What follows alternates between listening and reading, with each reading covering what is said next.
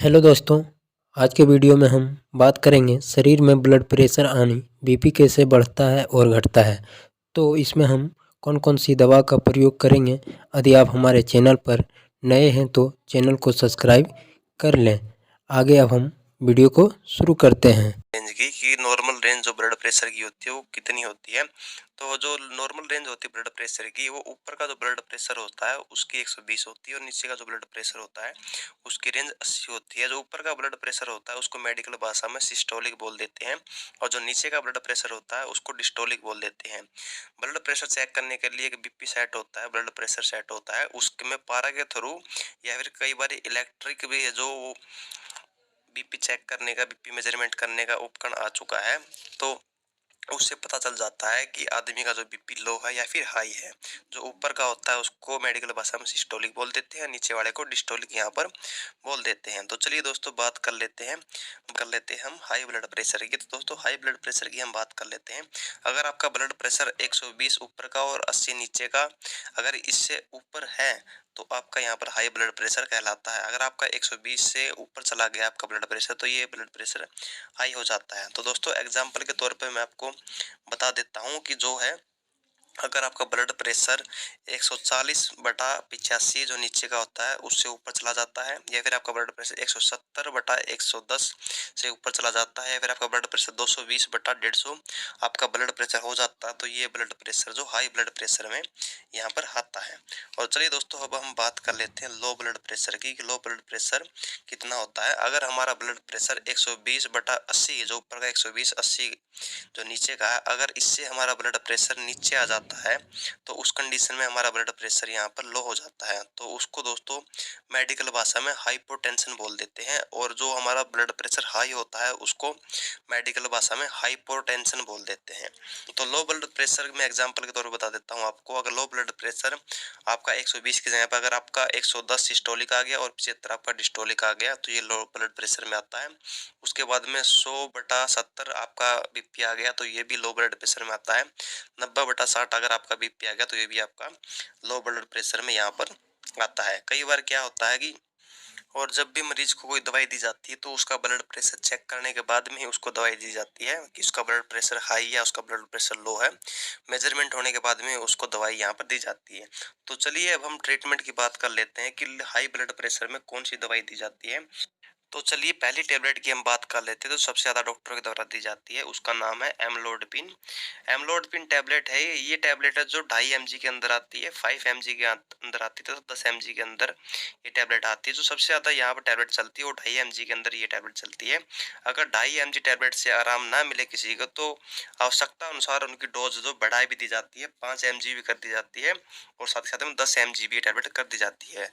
और इस डोज है जो इसकी दिन में एक बार ये टेबलेट दी जाती है, तथा कई बार आवश्यकता पड़ने पर ये टेबलेट दिन में 2 बार भी यहाँ पर आप दे सकते हो। और इसे लेने का तरीका है, इसे खाना खाने से पहले भी आप ले सकते हो, खाना खाने के बाद भी आप इसे ले सकते हो। जब भी पेशेंट को इसकी टेबलेट की जरूरत होती है तभी पेशेंट इस टेबलेट को ले सकता है। अगर पेशेंट इसको रेगुलर टेबलेट को ले रहा है तो इसको खाना खाने के बाद ही टेबलेट को ले, क्योंकि खाना खाने के बाद में टेबलेट जो अच्छा रिजल्ट यहाँ पर देती है। और यह टेबलेट जो है ये कैल्शियम चैनल ब्रोकर टेबलेट होती है। जो कैल्शियम चैनल होता है उसको ये टेबलेट ब्लॉक करती है। कैल्शियम चैनल जो ब्लॉक होता है, ब्लॉक होते ही जो बीपी की नॉर्मल रेंज है वो यहाँ पर इसको ला देती है। दूसरी टेबलेट की हम बात कर लेते हैं। दूसरी टेबलेट इसमें लेसोटेन टेबलेट है। यह टेबलेट 25 mg तथा 50 mg में बनाई जाती है। यह दवाई एंजियोटेंसिन ब्लॉकर क्लास की दवाई होती है तथा यह ब्लड वोगल्स तथा हार्ट व किडनी में पाए जाने वाले 81 रेस्पिरेट इनको जो ब्लॉक करती है तथा हार्ट व किडनी को डैमेज होने से यह टेबलेट जो बचाती है, और इससे जो हमारा ब्लड प्रेशर है वो इससे नॉर्मल यहाँ पर हो जाता है। चलिए अब हम बात कर लेते हैं तीसरी दवा की। तीसरी दवा हमारे यहाँ पर टेलमिसर्टेन टेबलेट होने वाली है। यह टेबलेट भी एंजियोटेंसिन ब्लॉक का टेबलेट होती है जो लासेटेन के सिमिलर ही काम करती है। यह टेबलेट 20 mg तथा 40 mg के अंदर आती है। इस टेबलेट को लेने के बाद में जो हमारा बीपी है वो नॉर्मल हो जाता है। चौथी टेबलेट हमारी यहाँ पर एनालाप्रिल मैलेट टेबलेट यहाँ पर होने वाली है।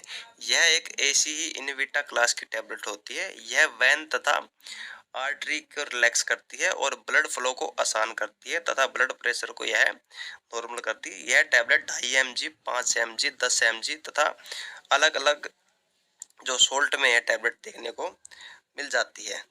पांचवी टैबलेट की हम बात कर लेते हैं। पांचवी टैबलेट हमारी यहाँ पर रेनिप्रिल टैबलेट होने वाली है। यह टैबलेट भी 2.5 mg तथा 5 mg में बनाई जाती है।